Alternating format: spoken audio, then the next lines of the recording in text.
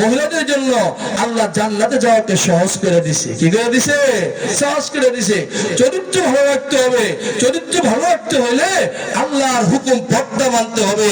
বেগানা নারীর সাথে গেলে দেখবেন যেই লোক বেগানা নারীর সাথে উঠা বসা করে চলাফেরা করে, এটা ধরে নেবেন তার চরিত্র ঠিক নাই, সে লুচ্চা মানুষ।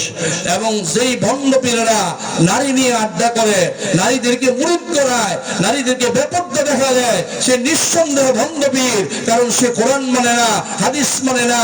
কারণ নবীজি তো কোনো মহিলা সাহাবীদেরকে সামনে নিয়ে মুরিদ করায় নাই। ঠিক কি ঠিক না? ঠিক কি ঠিক না?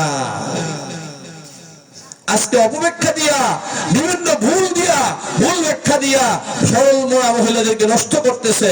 এমনকি কোন মহিলা যদি হজে যায়, ওই সময়ও কি তার নিজস্ব লোক ছাড়া, স্বামী ছাড়া এবং যাদের সাথে বিবাহ শাদী হারাম এরকম মাহরাম লোক ছাড়া হজে যাওয়া কিনা জায়েজ নাই। হজে যাওয়া জায়েজ নাই।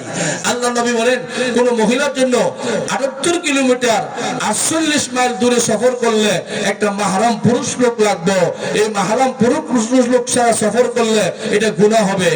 উমরাতে গেলে ওই সময় মাহরাম পুরুষ লোক লাগবে, অন্য কোনো মানুষের সাথে যাওয়া জায়েজ নাই। উমরা হলো নফল আর পর্দা হলো ফরজ। নফলের জন্য যদি ফরজ লঙ্ঘন করা হয়, তাহলে বলেন তো দেখি এটা কি লাভ হইল? কি লাভ হইল? উমরাতে যাইতে পারবে নিজের স্বামীর সাথে এবং নিজের কিয়ের সাথে, আপনার নিজের ছেলের সাথে, ভাইয়ের সাথে। যাদের সাথে বিবাহ শাদী করা হারাম তাদের সাথে কোনো পর্দা নাই। আর যাদের সাথে বিবাহ শাদী জায়েজ তাদের সাথে পর্দা করতে হইব। কি করতে হইব? পর্দা করতে হইব।